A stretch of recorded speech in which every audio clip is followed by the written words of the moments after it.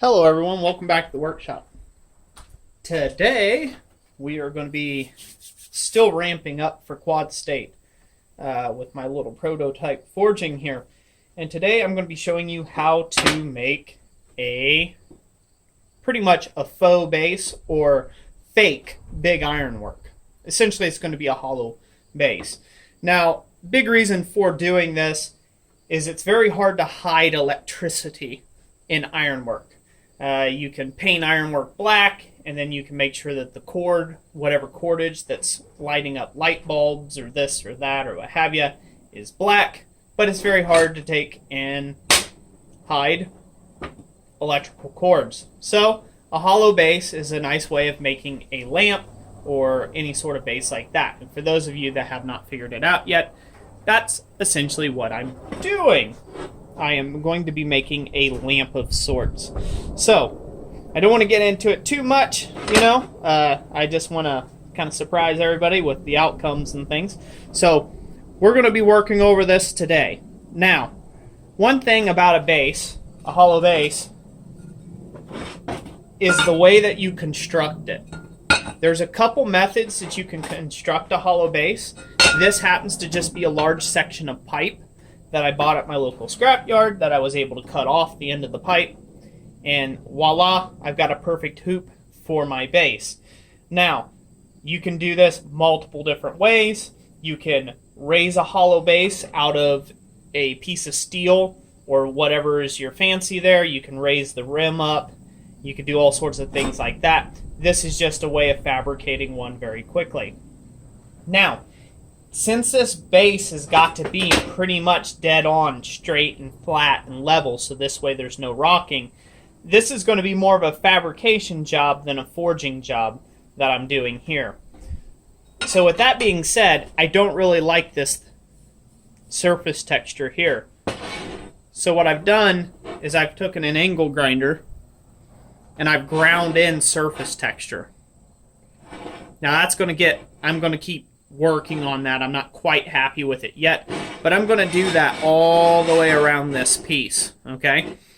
And then one of the next things I'll do then, after I get that portion done, we will go ahead and put this on, which is our top plate. This is where the stem portion of our lamp is going to be, and that's what'll, obviously have the light bulb, all that good stuff there.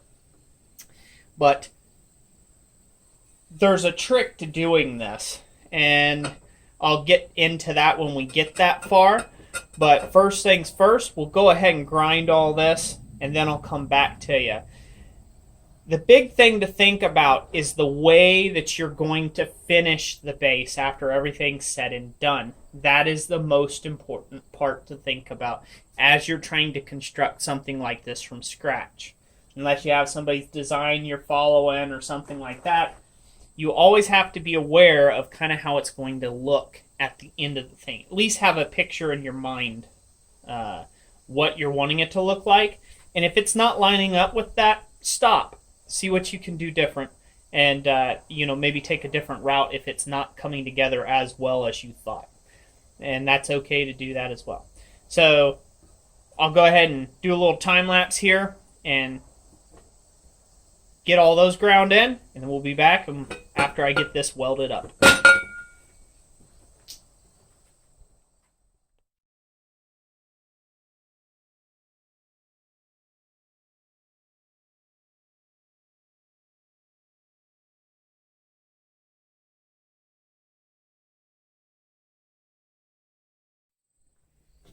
Okay, everyone, here we are, right back at the workbench. So as you can see, I went ahead and got all my grinding done.